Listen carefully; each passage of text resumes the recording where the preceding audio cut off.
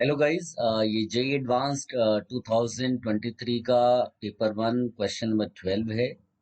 Section 3 का question है non negative integer type.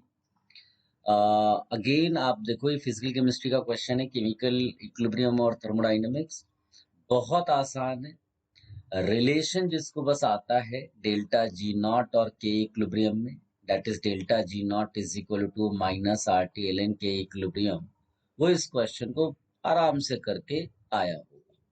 देखिए, सबसे पहले तो जो इक्विलिब्रियम है वो ए और पी के बीच में है, उसको लिख देते हैं। और रिलेशन अपने को मालूम है, delta G not is equal to minus R T L N K equilibrium, है ना। तो ये हो जाएगा माइनस आर टी। अब के इक्विलिब्रियम क्या होगा यहाँ पर, पी और ए तो है, तो कॉन्सेंट्रेशन ऑफ पी रख देते हैं यहाँ पर और upon concentration of A, that's it, है ना।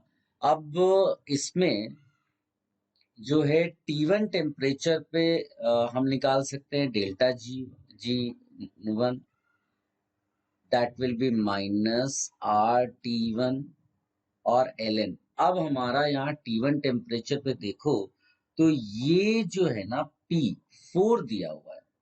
ए हमने जो शुरू किया था, हमने जब शुरू किया था, इसके लिए बोल रहा हूं मैं, ए गिविंग पी है, आपने 6 लिया, 0 हो गया इनिशियल, और एट इक्विलिब्रियम अगर ये 4 है तो ये कितना बचा हुआ है, ये यहाँ पर 2 बचा है, यहाँ पर सब्स्टिट्यूट कर दो, तो ये हो जाएगा minus R T one L N 4/2।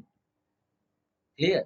अब इसी तरह से डेल्टा जी नॉट 2 कर दो, minus R T two L N, यहाँ पर ये लिखना भूल गया था, तो ये P अपॉन ए। अब तुम्हें देखो ये 2 दिया हुआ है ना। फिर से आप उसी तरह से A गिविंग P देखो, 6 0, और एट इक्विलिब्रियम अगर ये 2 है तो ये हो जाएगा 6 माइनस 2, दैट इज 4। तो यहाँ पर हो जाएगा minus R T two L N 2/4। कोई कंफ्यूजन नहीं होना चाहिए। और हमें निकालना क्या है, हमें निकालना है delta G two minus delta G one not, है ना।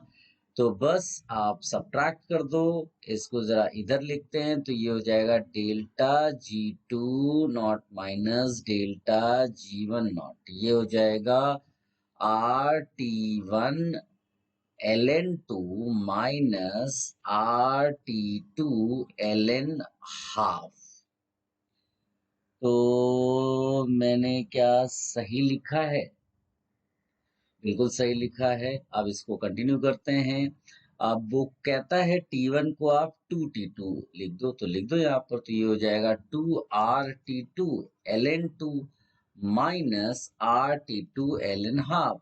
और हाफ को अगर 2 लिखोगे तो ये प्लस हो जाएगा, तो एक्चुअली में ये बन जाएगा तुम्हारा 2 यहाँ से आया 2RT2, और ये बन जाएगा 1, तो ये हो जाएगा 3RT2 ln2।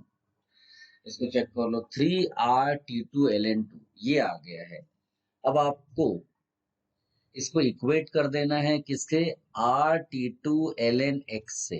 कर दो भाई, RT2 ln x से इक्वेट कर दिया, R कैंसिल होगा, T2 कैंसिल होगा, तो ln x हो जाएगा ln2⁻3, तो x हो जाएगा 8। सिंपल, देखिए आंसर आ गया 8।